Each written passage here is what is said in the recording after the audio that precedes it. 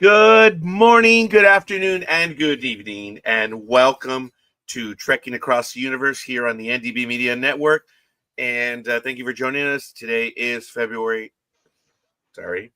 August. I don't know why. Whoa, August 23rd, 2025. And life is good in the hood, so they say. We're reviewing Star Trek Strange New Worlds. And of course, I was going to say I am one of four from the tertiary matrix of Unimatrix Zero, but apparently I am now one of three. I don't know. Hopefully we get Liz back right now, but of course I'm Roger. Thank you for joining me. Greg, how you doing? Good evening. Doing all right. How are you? Hurricane? I know we just did this, didn't we? Hurricane affecting you out there? No, actually, it was a little cooler this week. Got muggy like late yesterday up in the Northeast. A little warm today, but beautiful breeze this evening. No, I hear you. We had a very odd summer drizzle out here as well, which was kind of interesting. And I kid you not, gentlemen, and Aaron, good afternoon or good morning. No, tomorrow morning.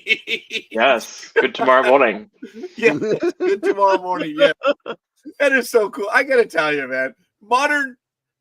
It's the little things in life. To quote Galaxy Quest, right? It's the little things in life. Oh, I love that scene where the rock monster is just beating everyone up. I know I'm not into such things, but all kidding aside, I think it's so cool how we're able to do this program and we're living in the past and Aaron is living in the future. So next time we do tomorrow, it has genuine meaning for all of us, which is kind of cool. But just very quickly, we had a summer drizzle and it was very odd, gentlemen, because it is very humid and muggy. Not East Coast. I know Aaron's like, I don't know what that means, but it's not the East Coast muggy. It's bad. It was drizzling, but it wouldn't hit the ground. It was crazy. Right? Dude. You're like, either that's 1,000 pissed off birds, or it really is drizzling, but you would look down and there was no proof of the drizzle, which is really kind of cool. Yeah, that's humid. Yeah, that's pretty bad how humid it is. Well, hopefully Liz had some technical issues and she's able to just join us right now.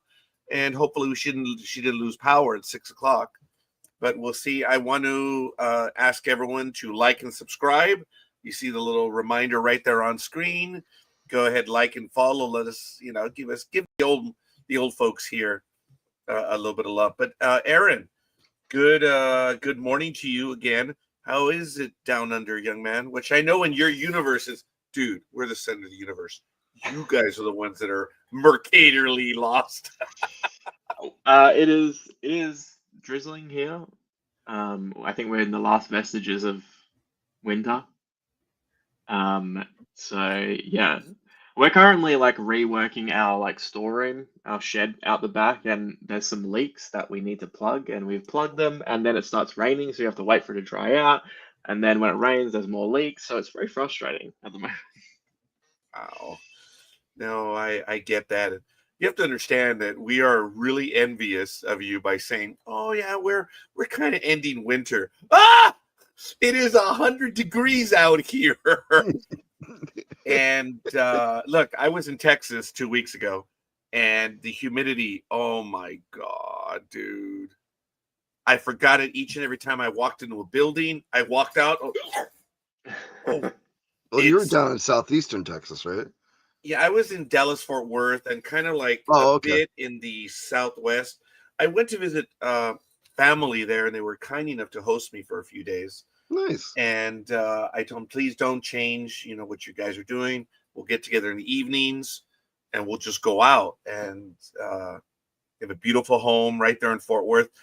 7 minutes from Grand Central Station in Fort Worth, dude. So I asked them, just take me to the train station. I'll go from there to, what is it, DFW, which was an hour away. $2 on the train. It's crazy. I loved it. I was able to see a bit more of Texas. I got to Oklahoma. I don't know how that happened, but I did. So it's all good. but I am chatting a bit too long. I was hoping Liz was going to be able to join us again. I'll see if I can get on Facebook. Greg, unless you can do me a solid, can you get her a message and see if everything's okay? Oh, she messaged us in private. I'm sorry? She sent us a message in private chat. Oh, I didn't see that. Oh, damn it. Okay. Understood. Hopefully she's able to come back. All right, well, guys, then let's get to it. I'm so sorry. All right, Star Trek Stranger Worlds Season 3. We are requesting our own, or we have our own FOIA requests in for this review. And I think we're going to go ahead and get away with it. And for those of you that don't know, a FOIA request is a Freedom of Information Act request. That's all. It's just a little in way of saying it. I have my own request in. So the question is, what is Starfleet? Episode 7, Year 3.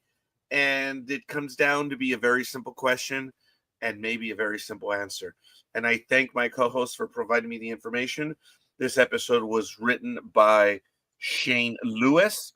And I'm sorry, directed by Shane Lewis, and it was written by Catherine Lynn and Alan B. McElroy.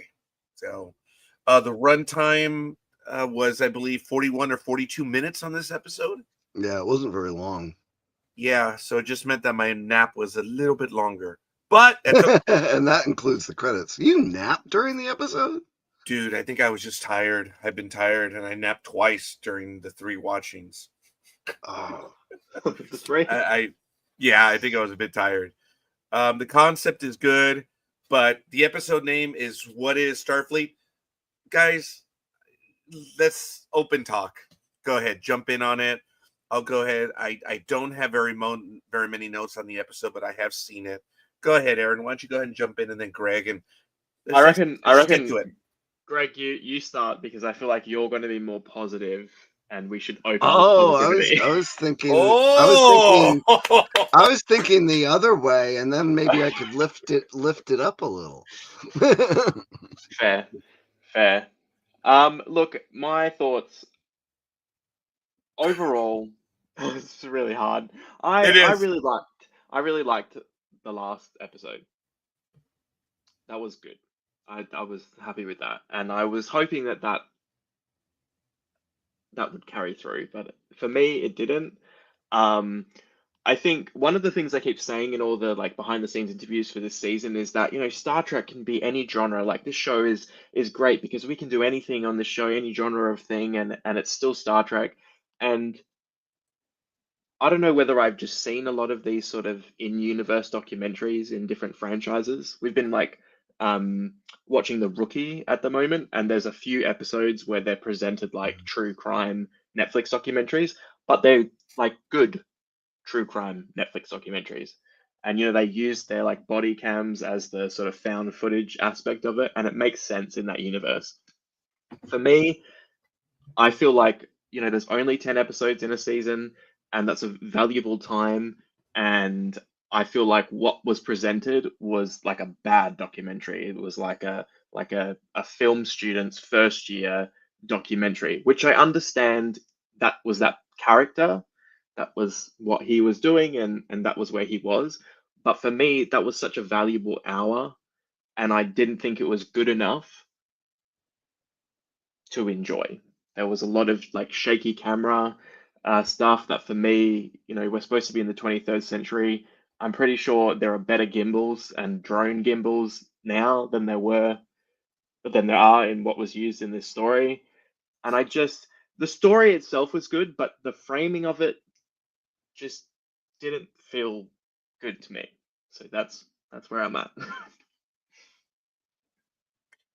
I'm going to take a stab at it as well. There was a highlight moment, which if you were watching the series or even Star Trek, there was a moment where Mbenga is asked, have you ever wiped any video from from the cameras? And he stays quiet. He says, I cannot recall. And then he does the Benjamin Sisko, I cannot recall, when he says it twice. Bam! I mean, that was really, I believe it was deliberate. That it was a call back to that episode so well done because we've learned so much of Dr. Mbenga. Look, he's a doctor and all, but this guy is crazy. It's just unbelievable. So that did stand out. I'm not going to say it. There was a little smile on my face, but I was like, good move, boys. Good move. And I don't mean to be rude. I mean, what I meant by that was good job, guys. Really good job. I did appreciate that. Because unless you've been watching Star Trek over the last so many years, you don't get that. And I think it was deliberate. Liz, thank you.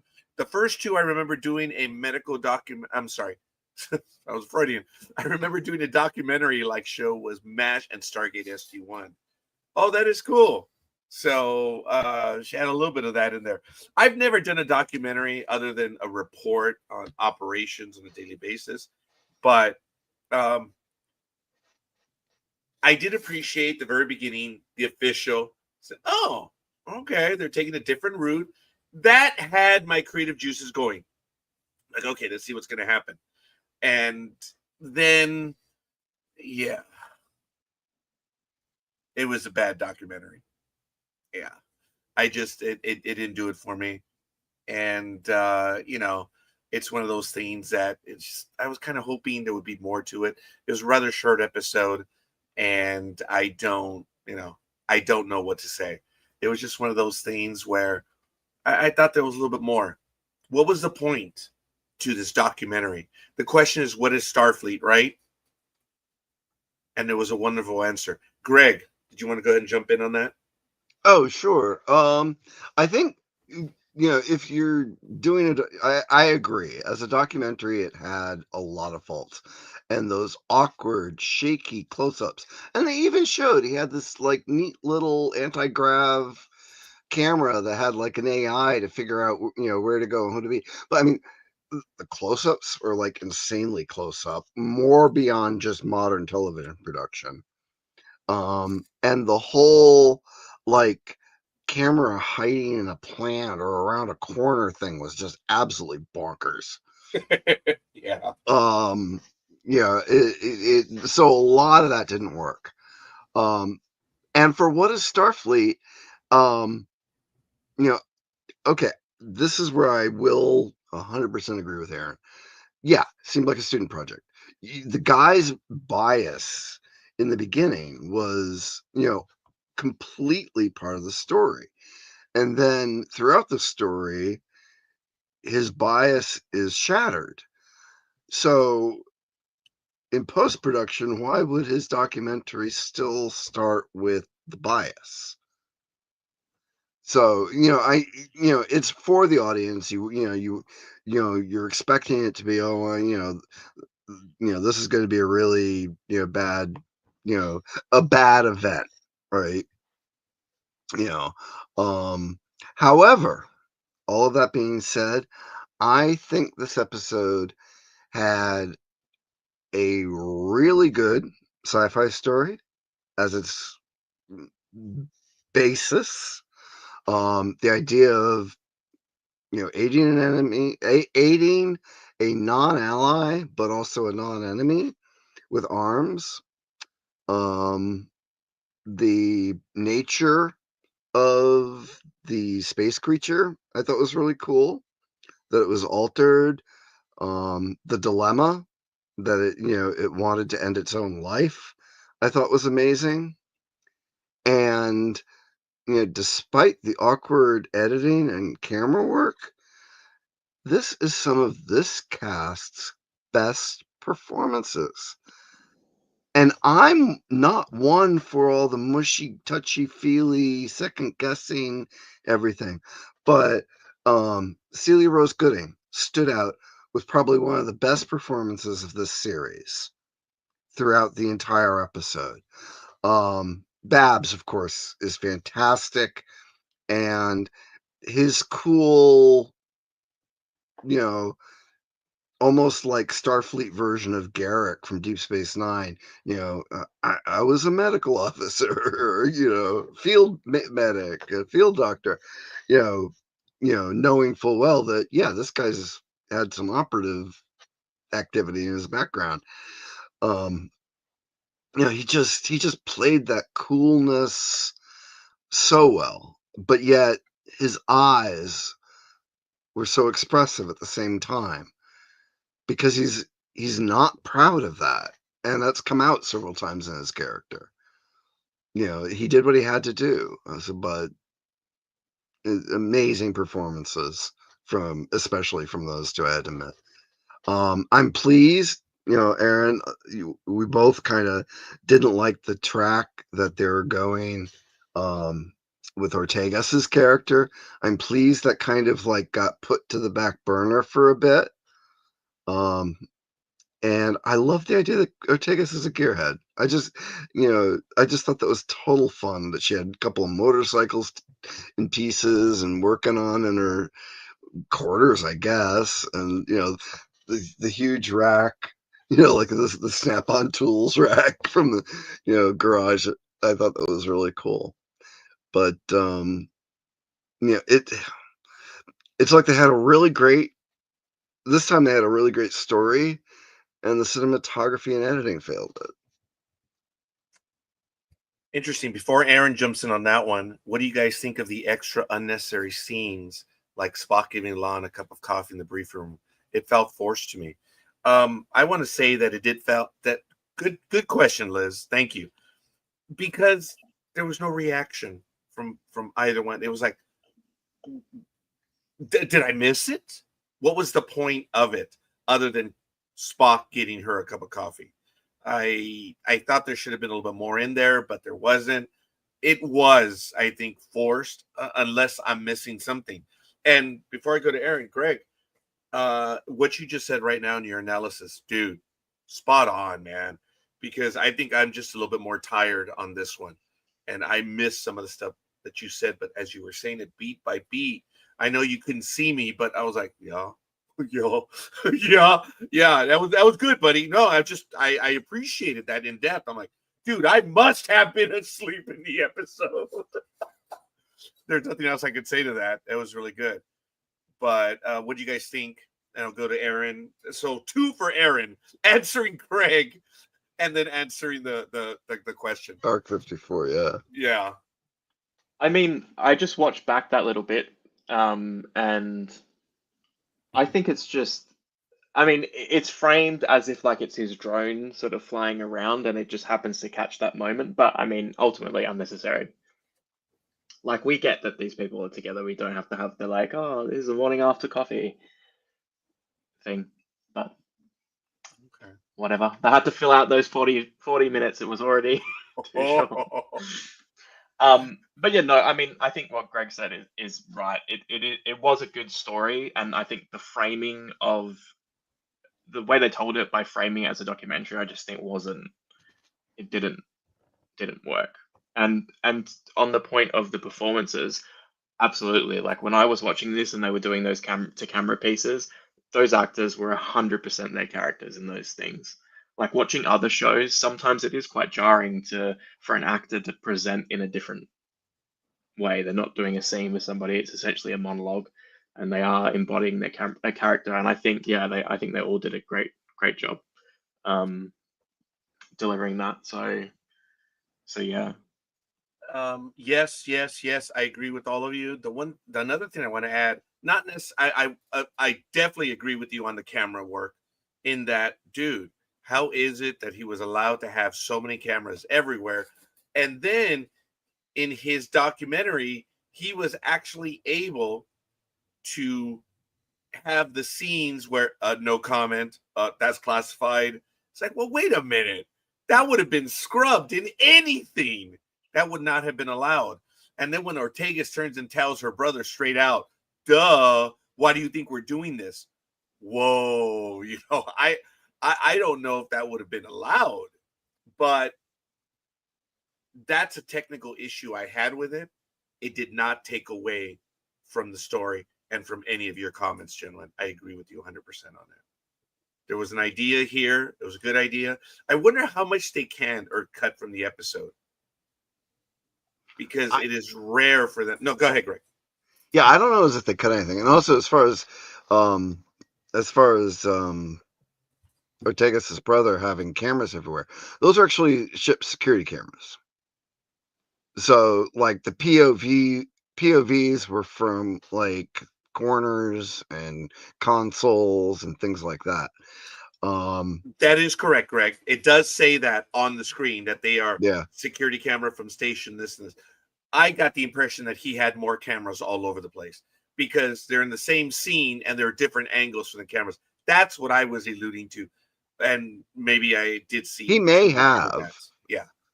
I mean, unlimited resources and replicators. Why not? Yeah. I actually thought that because I remember being a documentary student having to do this, it's you only have one camera, but you're like capturing like cutaway footage. So it's like later in the day or later in a conversation.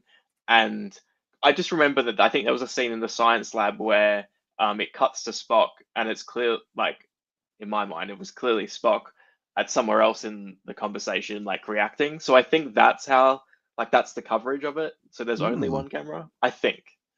Okay. All right. Fair enough. That is Might be good. worth looking at it for technical. I wanted to go back. I didn't get to do it during my second watch, but I wanted to go back and see what each of the security cameras were to see if there was any logic to them, where the little labeling was, Oh, or any Easter eggs in the identity of the cameras. So oh, very good, Greg. I kind of gave that some thought as well when I was looking at some of the ID numbers. Some of them seemed a little just generic, where I guess it flies, but I wasn't looking into it.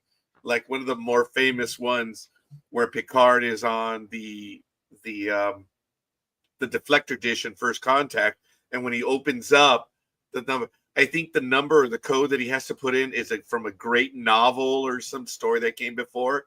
I forget. I'm gonna have yes, to look up that bit of trivia, but it's a big moment that what Picard has to do, whether it's on screen flashed, but it's something that came before. So I wonder if there were any Easter eggs like that.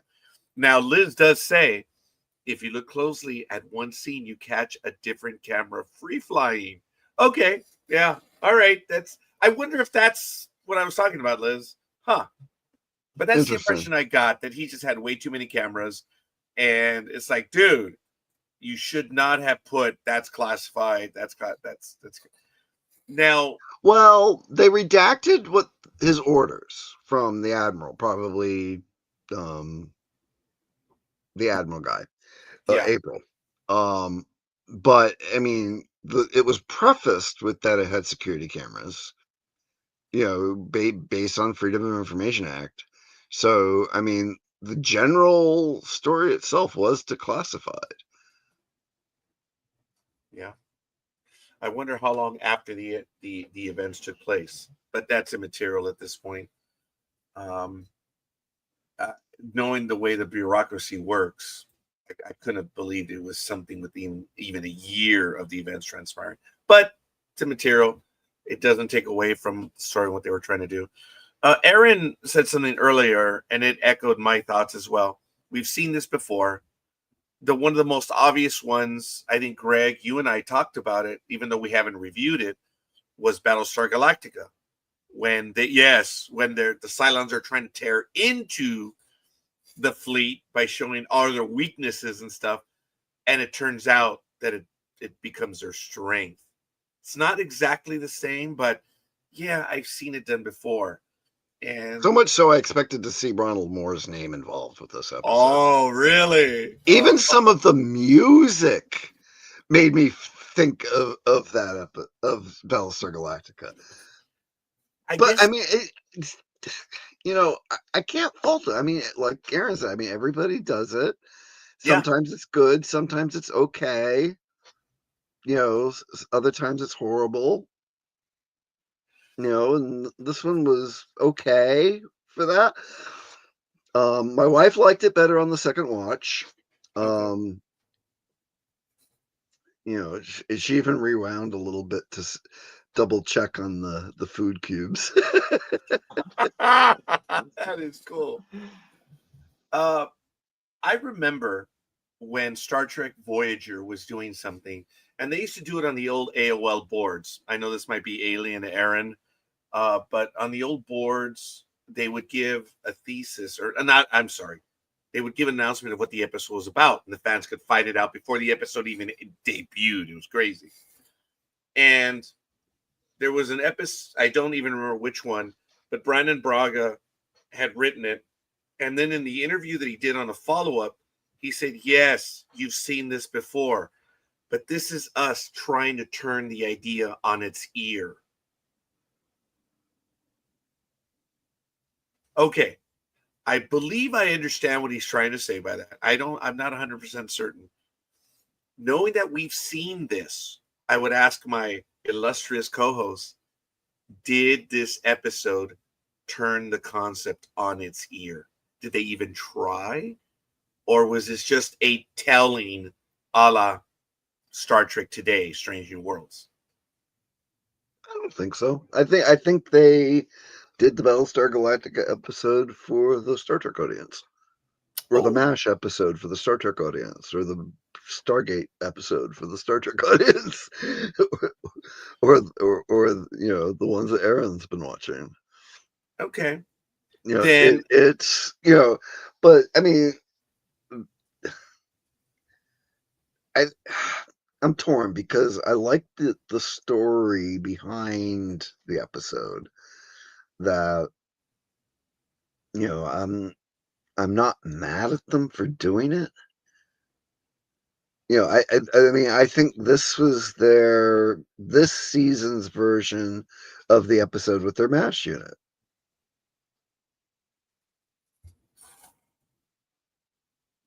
okay. It was I don't know just which a one of you. retelling of a type of story. Yeah. Just a retelling of a type of story. Yes. Yes. Look, not everyone crosses universes. We know that. So a lot of people, it's an obscure reference what we're talking about in the Battlestar Galactica episode, but it really did stand out, and it has been done before. This isn't a new concept. It's we're talking about that. It's been done in others. So how did they do? I don't know which one of you wonderful gentlemen said 10 episodes, dudes. It's 10 episodes. So look back at season 2, season 2, episode 2, the one that I will die on a hill for. You guys know which one I'm talking about. And it's the episode where Una Chin Riley her place in Starfleet is established. I'm not going to say that's when Strange New Worlds got me. No, I enjoy Strange New Worlds. But that is Star Trek.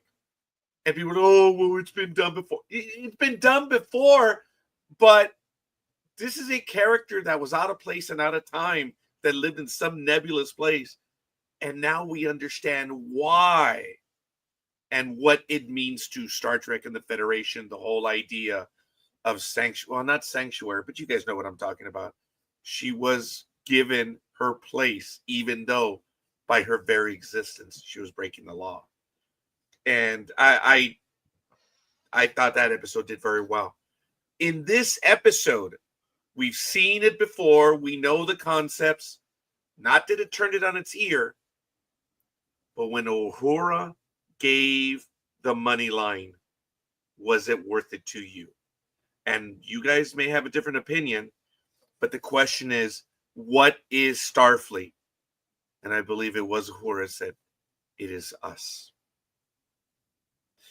Did that have the emotional, not baggage, but did it have the that they were trying to tell? I believe that's the story right there. What is Starfleet? It is us. What would you guys, go ahead, slap me down on that. I'd love to know your opinions. Go ahead, Aaron. For me personally, watching it, I didn't feel that. I think the only part for me that felt that way was at the end where they're having a meal together. I think that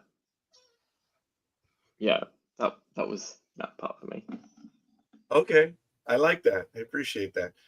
Greg, go ahead, because the meal, I saw it in all 3 viewings. Yeah, I would agree. Yes, the meal, the sense of family, where they ended up, where Beto ended up. Yes, definitely. It's that same touchy-feely thing that, makes everybody smile and go, yes, I can relate to that. Yes, that makes me feel good. But it if that's where Beto ended up, that's not what the documentary was showing. The documentary was showing his journey. It was confusing from that aspect. You know, um, you know, he wouldn't have included so many shots of um the Khan there. Lon. Khan. Lon Singh. They wouldn't have included so many shots of Lon, doing weapons practice or, making a point that the Enterprise has, all these armaments, and the number of hand weapons is classified. Well, the number of hand weapons in the armory doesn't matter because they can manufacture more in the machine shops and replicators. Um, the they just it just wasn't making sense. You're almost expecting Beto wanted to prove his point, not disprove it.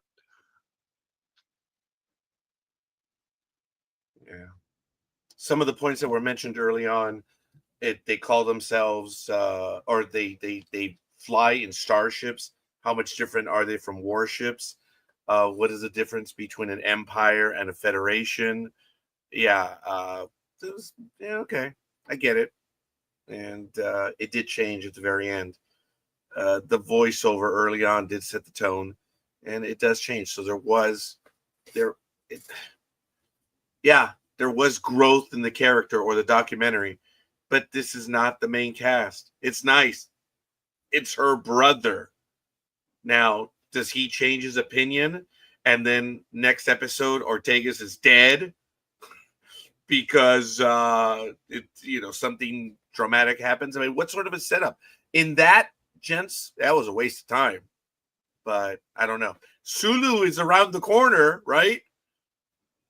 Yeah. Well, they've got a year and a half to bring him on.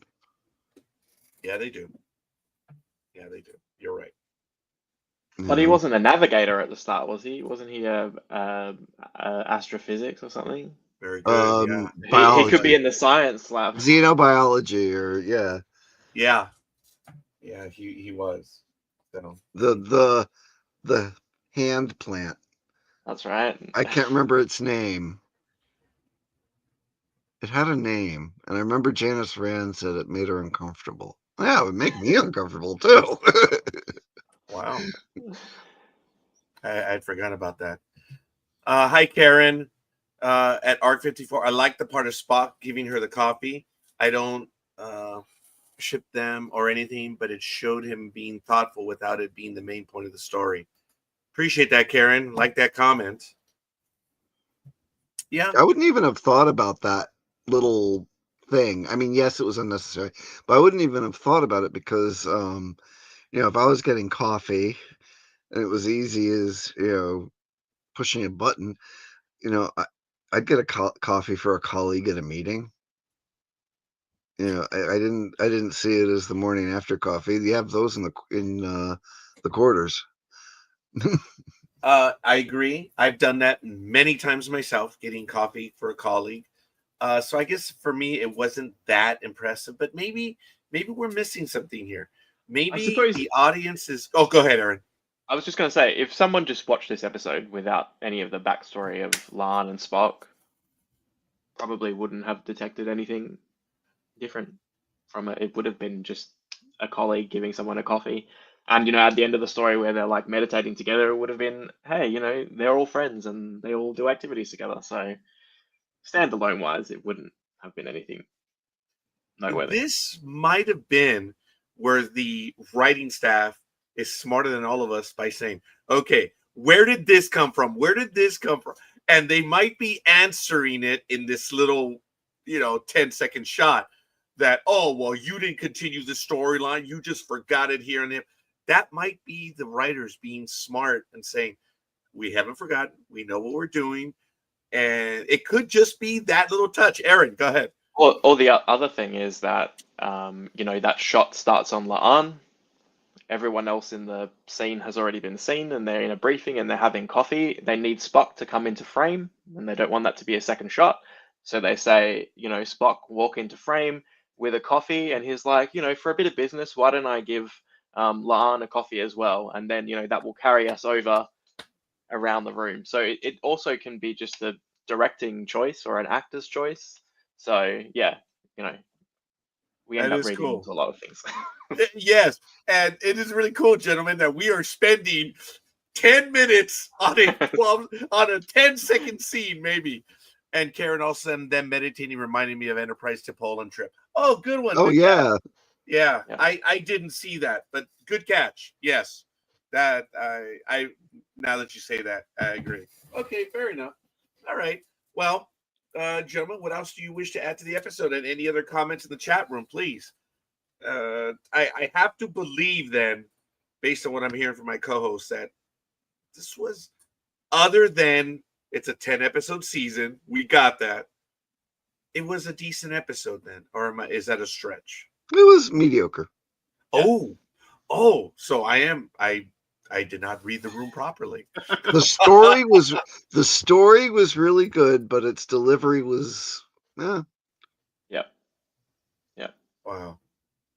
So I would have rather have had a half-hour episode of just that sci-fi story than a 40-minute documentary.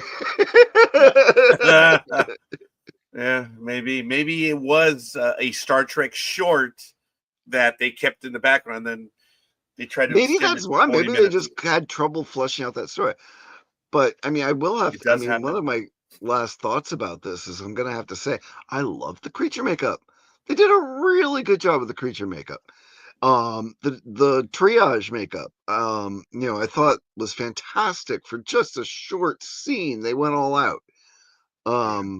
Right down to like, the blood on the pillow on the bio bed. It's like, the art direction is still fantastic. Everything looks great. Now, if they could just keep their presentation consistent. I know they have different directors and different styles and stuff, but Can I just say on that note, Greg, when you see like Nurse Chapel and she's got purple blood all over her white outfit, I'm just like, once again, these dry cleaners on this ship must work like overtime to get the stains out of these white jumpsuits. Like, it just drives me nuts. yeah, I almost wonder, like, for her whites, I almost wonder if maybe they did something where it was like an applique that they could just like a sticker.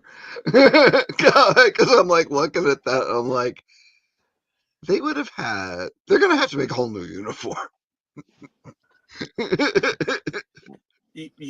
Gentlemen, great comments, and we're laughing and we're enjoying it, but I would have to add and say, yes. It just goes to show you that the team is trying to do it on every level. Whether they deliver or not, that's obviously based on our reviews. But yeah, they're spending, and they're trying to make it as real as possible. Because we would probably end up nitpicking, oh, this character was all bloodied, and oh, it was all sterile. Nothing was going on.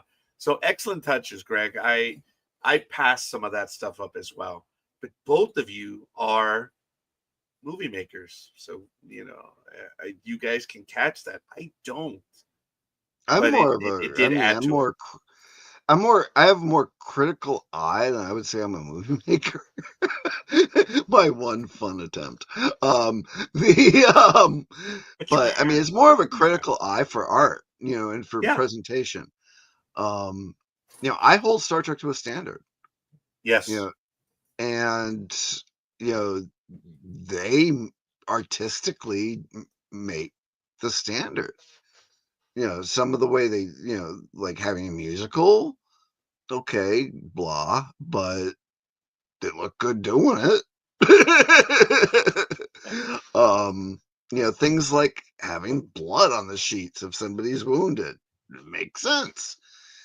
And you might not notice if it's not there, but if you're looking carefully and you notice it is there, that means they tried for the people that will notice when it is there. Yeah. Especially the art coming from like the department- 90s shows where there wasn't any blood or they didn't want to show that type of gore. I feel Right. like it was almost, I'm pretty sure it was like a directive from the execs to say, no, we don't want to see this level of surgical realism in the show. So comparing that, it's Oh yeah. Yeah. I mean, It was I'm sure. rare in the Next Generation. Sorry, Greg. It was I'm very sure. rare to see blood and gore. Yeah. I mean, I'm sure real fatal radiation burns look a lot worse than those did, but I mean, it still conveyed what was going on. We're also we just started watching Alien Earth, and I mean, that is a whole nother level of gore. Oh, I want to see that. I have not seen it yet. I have not had the opportunity, and I have serious misgivings, but I'm in. I want to watch it. So I'm. Go ahead, Greg. Don't let what you want it to be spoil what it is. Fair enough. The weight of the entire universe, right? Because there's a lot that comes before and after it. Yes, and for what it is, so far, episode 1 and the few scenes that I caught earlier of episode 2, outstanding. Okay. I appreciate that, Greg. I respect your opinion. Greg and I don't know, Aaron, if you've caught this, but Greg and I have joked over the fact that I'm being a jerk. He's a major fan of Obi-Wan in the Star Wars universe. I mean, he loved that one. I was so unhappy with that one. I am an Andor Rogue One. Well, Andor, specifically Andor. And Greg is like, why are you wasting your time? And it's great. I have paraphrased a 7-hour argument, Greg. I didn't care for the first season. Yeah. For no other reason than I thought it dragged ass. The second season was amazing. Oh, wow. Okay. The second season was so well done.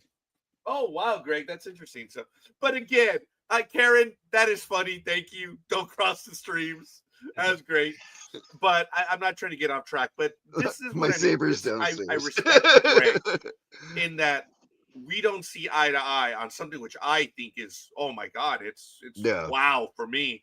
And same thing for Greg. We have our differences and we're still able to move on. And that's what I suppose I was pointing out. So that is, I'm warmed that you like. Well, I loved Rogue One. I loved Cassian's character. There's a few things I could have done without in the second season. But other than that, I thought it was so well done. The second season was like twice the show the first season was. Wow, that's good. I appreciate that. All right, fair enough. Well, I will easily cause everyone to get off track. Right? I'm sorry? You still didn't like Acolyte, though, right? Did you like Acolyte?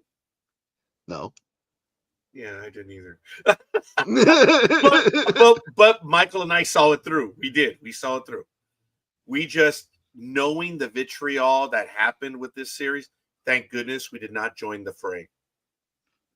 And that was a decision we made 4 minutes into our allotted start time. And Michael and I went, no, they're going to pull the ripcord. It was the best decision we made. But we saw it. We saw it. We did. Just like with Discovery, people want the hate for it to be something it isn't. Yeah. Because when you look at things objectively, and ignore, those types of, I didn't care that there was only 2 guys on the bridge. I mean, look at Strange New Worlds. most of the time there's only two guys on the bridge. Yeah.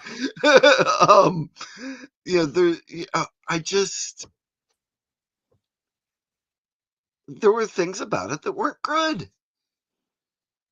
Yeah, I agree. I Now, mean, it wasn't yeah, a question of, socio-political preferences. It was a question of how did the show make me feel and did I enjoy it most of the time? in Strange New Worlds, you hit a great point of that there's only two males on the bridge. The beauty of it, I think I spoke to you gentlemen several weeks ago about the ancillary characters, the extra characters. The way Strange New Worlds treats everyone, they treat them as professionals. It doesn't matter if they're male or female. And that's what I know. We still had the 60s. Uhura in the 60s, female, black, and an officer. Oh my God. That was the point. And on the bridge, that was impressive. Star Trek has always done that. That's what I commented to you about 2 weeks ago when I was on last time. Sorry. When I said, hey, there's a message here. This is what Star Trek is, and this is my Star Trek. And I was really happy with what I may have seen more into that episode than there was, but I was there like, I get it. I get it. And this is the Star Trek that I know. So anyway, in this episode that we saw again, everyone is treated well. And yeah.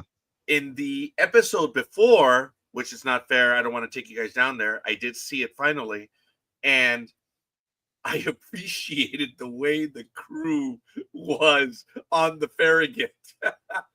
The different attitudes. This is not the flagship of the fleet, no doubt, but I did appreciate the stuff in that episode. But again, I don't want to take up your time, gentlemen, because you guys showed up.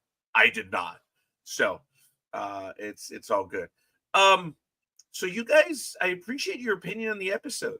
I then now can say what I really meant to say. Yeah, I didn't like it.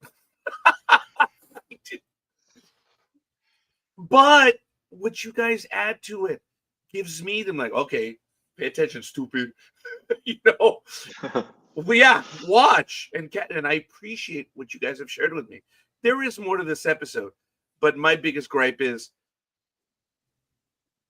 a kids documentary on a 10-episode season. Come on, boys. Come on. And I think that's why I was having trouble staying awake. I have seen this before. And maybe that's the problem for someone like me who has seen this before.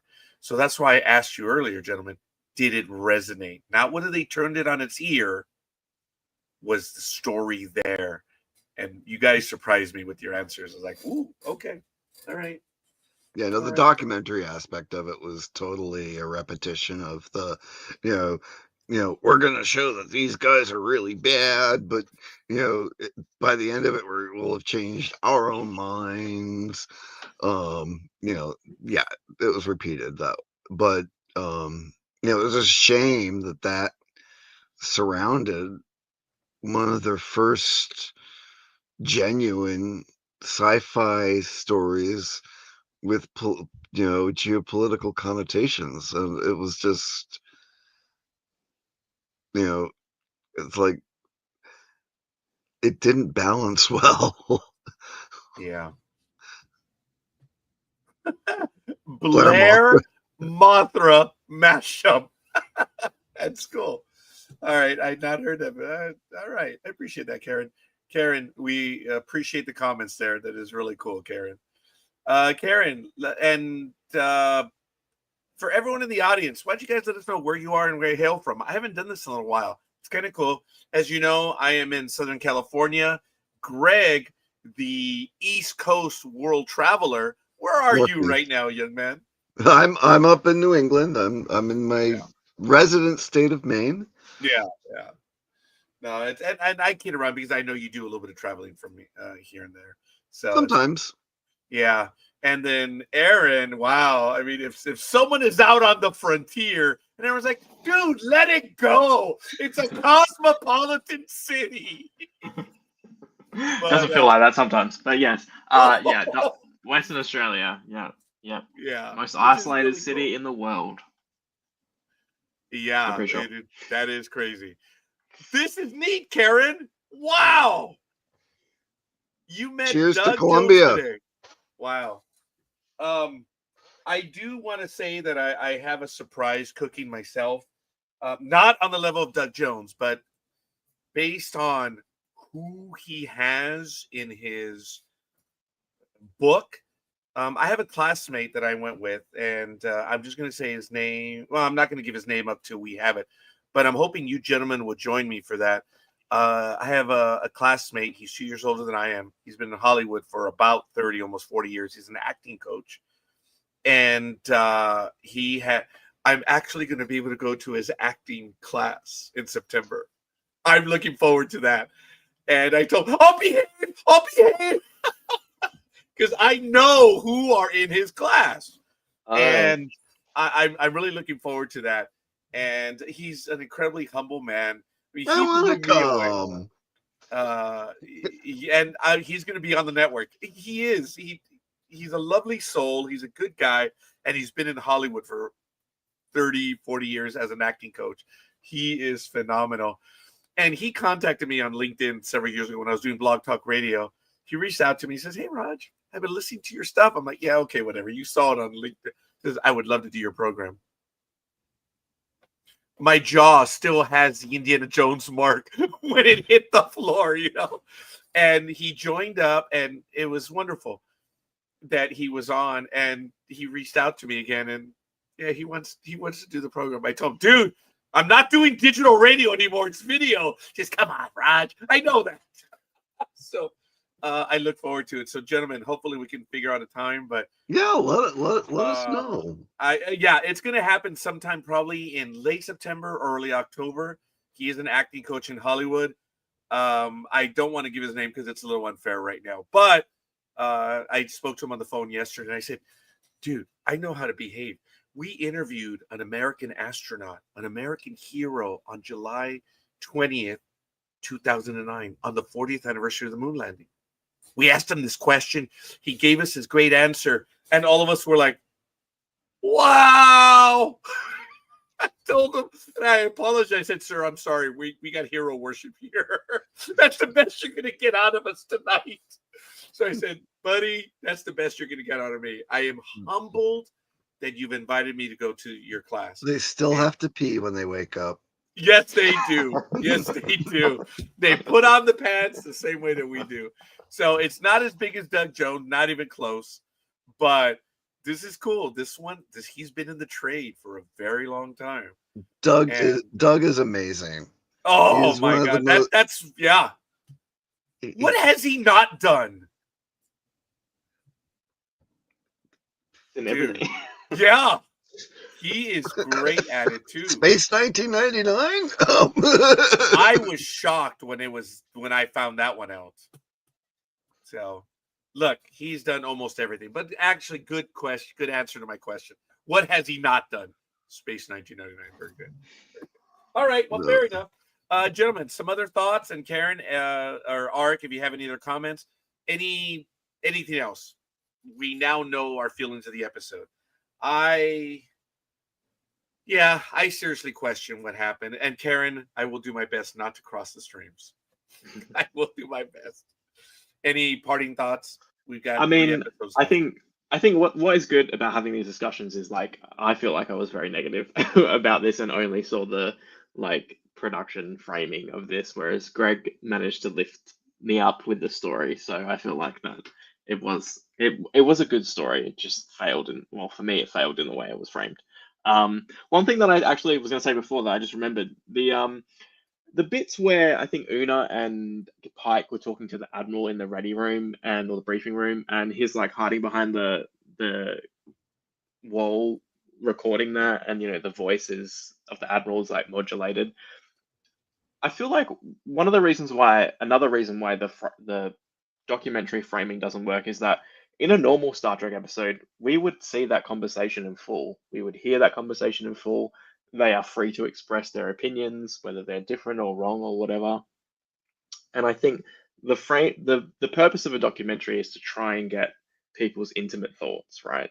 And to use that on this episode or on this show where we're freely hearing other people's thoughts anyway was kind of pointless. In fact, we got less out of that conversation than what we normally would get.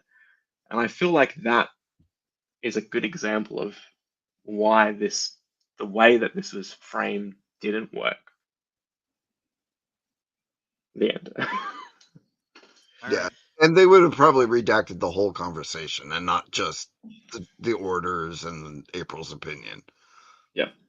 Yes, I agree, 100%. Greg, anything else you want to add? No, I want to go back and look for Easter eggs. Okay. More than just the food cubes. I thought that was great. That is You know, cool. and in all these years, I have never used food coloring on apple chunks, and I really need to. That is cool, man. Karen said, "I don't plan on rewatching this one." Yeah, I will probably just in my official rewatch. We'll see it one more time, but yes. So I will have seen this one 4 times, not completely, but I will have seen it 4 times. I think it's just the heat's getting to me today, guys. It's the humidity is not fun right now, and it's 95 degrees in here right now. So it is what it is. But all right, very quickly for the audience, ndbmedia.net. You see it on the crawler there. Check out. There's an incredible amount of stuff happening on the network, guys. Please, thank you. It's going on right now. I have always been of the belief of the more material, the more the network grows, and we are just absolutely blown away by what we're seeing. As a joke, Michael and I would be beside ourselves when we had 10 views after a month. And we're just like, what the hell, man? And now we're like, hey, dude, did you see? We passed 957 in 2 days on some episodes. And we're just like, yeah, we're not watching the numbers anymore. We have thankfully hit the point where it's cool. People are watching. It's kind of neat. And it's cool. And it's not me. Definitely. It's Greg, Aaron, everyone else on the network. I'm happy to be here. And we're talking Star Trek. We couldn't help, man. Life's good. Life is good. Oh, and I will share it right now. I know I shouldn't say this, but Aaron and Greg, I am reaching out to John Billingsley again. So John has been on this network 5 times. And every time I ask him, there's only 2 answers I get from John. Number 1 is yes, when, or hey, you know what? I'm going to shoot. Reach me in November, December, or something like that. Those That's are the awesome. only 2 answers I've ever had from John Billingsley. He is so cool. And folks, as a joke, you guys know what happened last time when Aaron was on with us? Michael and I die laughing when we talk about that. I don't know if you saw that one, Greg. But we're so used to John Billingsley that when he joined us, we're like, oh, hey, John, what's up? We're like, yeah, whatever. We were like just 3 old buds. And then we're like, hey, so Aaron, and then Aaron, rapid fire, brilliant questions. And Mike and I were like, okay. We did not come prepared. I was very nervous. It did not show, Aaron, but John loved your questions, buddy. He did. And Michael and I, during the episode and after, we're like, oh my God. We're like, it was Mr. Billingsley. He's been so cool to us in the past. With John, you ask him one question, and there it is. You're gone. Yeah. It's beautiful. Yeah, it is. And Yeah. you don't. He caught my attention with the others way back. For a short-lived series, it had so much potential, and he was amazing in it. And every time he's popped up since then, the man is an incredible character actor, and when he's a regular, all the better.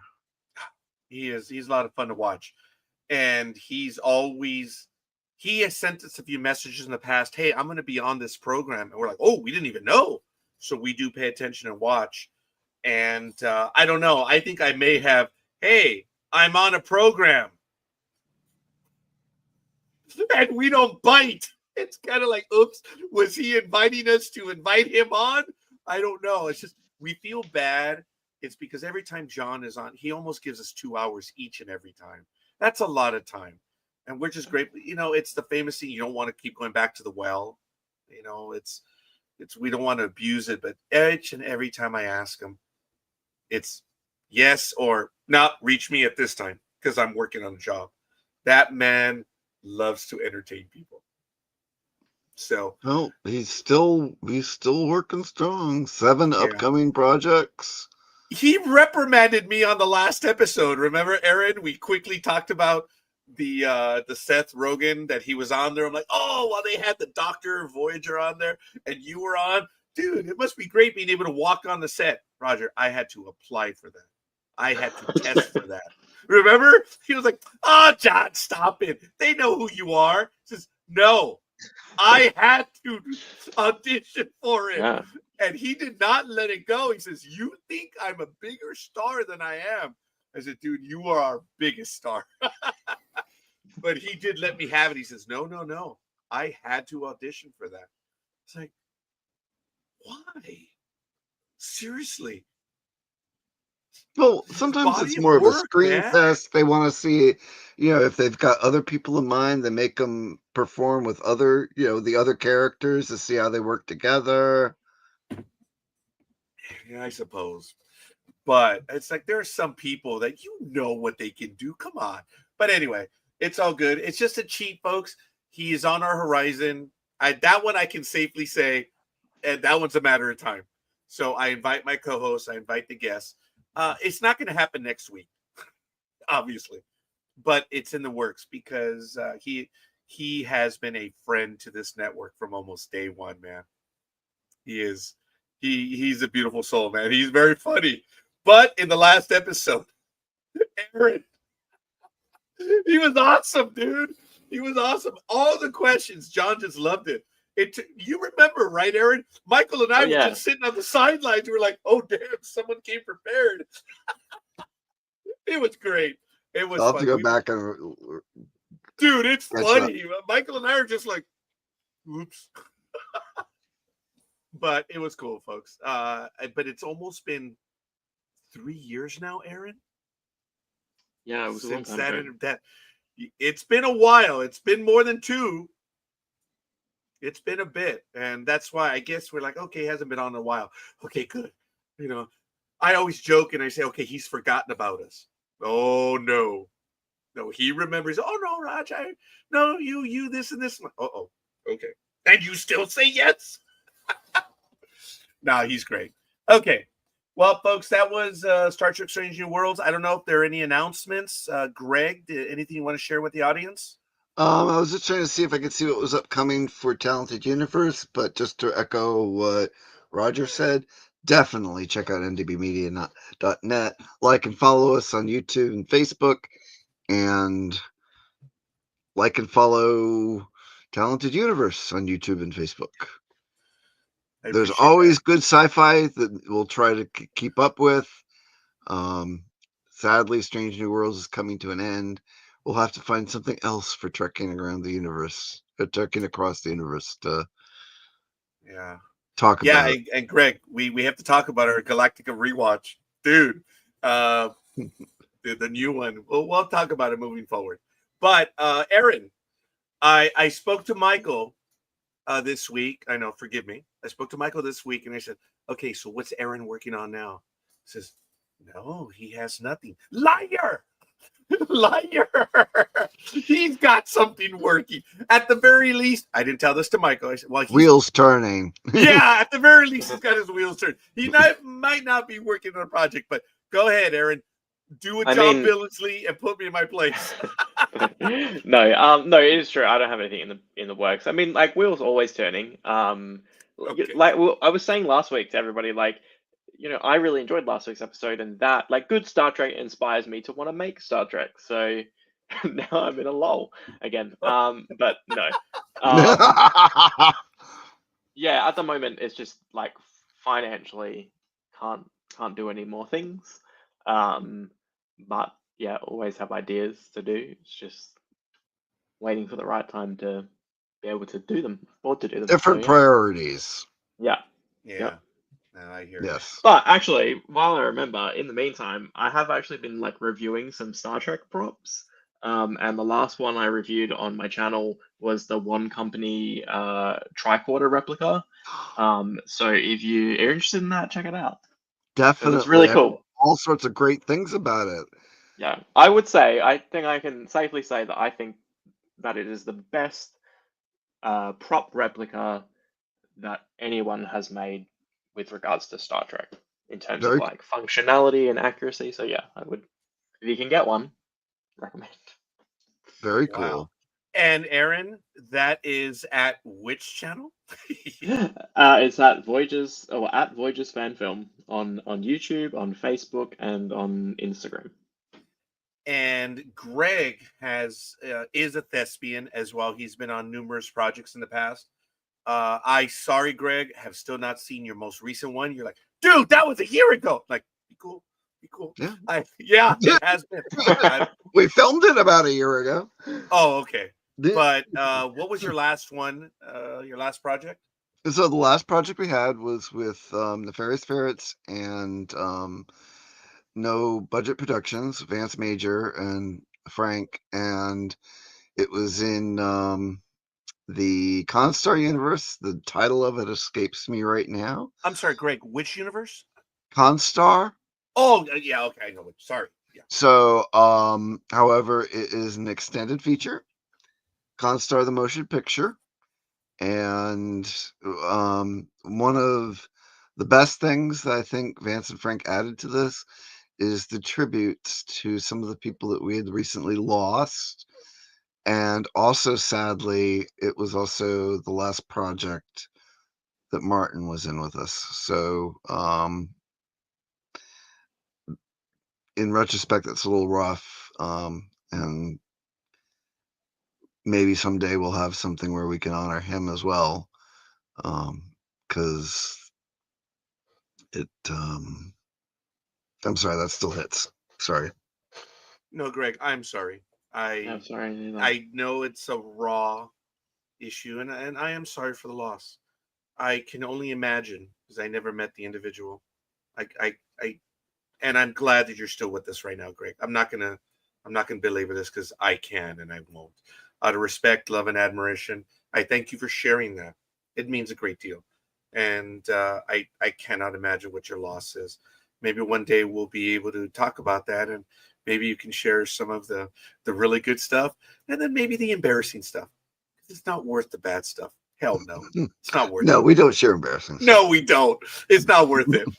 And I'm not saying anything on it. You guys know what I'm talking about. And, well, I wouldn't want to incriminate others or myself. That's cool. That's good. All right. Well, fair enough, folks. I thank you for joining us again. We really do not know what's going to happen next week because Michael is not going to be available. Well, he believes he's not going to be available. And I definitely will not be available. I will be in. Oh, wait a minute. No, the ship leaves port at 6 p.m. on Saturday. I will be in Ensenada. I'm taking a cruise. Sorry, guys. So I'm going to be. Do it shipboard. I'm sorry. Do it shipboard. Get on and situated before departure, and by the time you're done with the episode, you'll be well underway. I will. That'd be funny if. Too bad it's an interior cabin. It would have been funny if the window, right? You can see the stuff in the back, and that is not green screen, baby. But you never know. You know what? Or one of the pool decks. Oh, that's funny. I will have to test the internet connection, but I am on there on Tuesday. On Saturday, we are in Port in Ensenada, and at 6 the ship leaves, so I have to be aboard the ship. So who knows? It may be possible. I will test the internet connection. But well, we will carry on without you or Michael. So Michael already gave us the go-ahead because we weren't sure about your availability tonight. Liz has admin capability. So if nothing else, hopefully she can get us started. If not, reach out to Aaron or me and whatever we need to do to be able to carry on.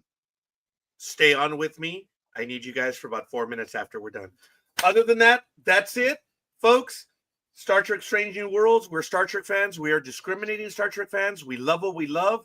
Sometimes it doesn't deliver, but it is still the love that we have for it. And we are thankful and appreciative to Paramount, CBS, and of course, the Star Trek production. We are very, very gratified that we have Star Trek in 2025 to talk about. Yep. Star Thanks Trek. for watching. Thanks for your comments. Yeah. Live long and prosper. Jolantru!